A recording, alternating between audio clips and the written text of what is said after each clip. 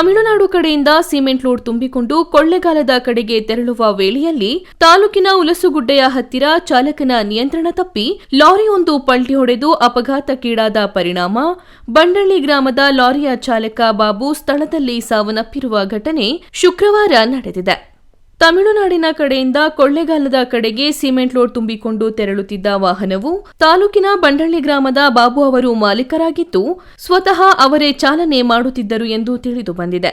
ಘಟನೆ ತಿಳಿಯುತ್ತಿದ್ದಂತೆ ಸುತ್ತಮುತ್ತಲ ಗ್ರಾಮಗಳ ಸಂಬಂಧಿಕರು ಸ್ಥಳಕ್ಕೆ ಆಗಮಿಸಿದ್ದು ಬಾಬು ಅವರಿಗೆ ಹೆಂಡತಿ ಮತ್ತು 2 ಮಕ್ಕಳಿದ್ದು ಕುಟುಂಬಕ್ಕೆ ಆಧಾರವಾಗಿದ್ದ ವ್ಯಕ್ತಿಯ ಕಳೆದುಕೊಂಡ ಕುಟುಂಬದವರ ಆಕ್ರಂದನ ಮುಗಿಲು ಮುಟ್ಟಿತ್ತು. ಲಾರಿಯ ಕೆಳಗೆ ಸಿಲುಕಿದ್ದ ದೇಹವನ್ನು ಕ್ರೇನ್ ಮೂಲಕ ಹೊರತೆಗೆದು ಶವವನ್ನು ಹತ್ತಿರದ ಸರ್ಕಾರಿ ಆಸ್ಪತ್ರೆಗೆ ಮರಣೋತ್ತರ ಪರೀಕ್ಷೆಗೆ ಒಳಪಡಿಸಲಾಗಿದೆ. ಈ ಬಗ್ಗೆ ಹನೂರು ಪೊಲೀಸ್ ಠಾಣೆಯಲ್ಲಿ ಪ್ರಕರಣ ದಾಖಲಾಗಿದೆ.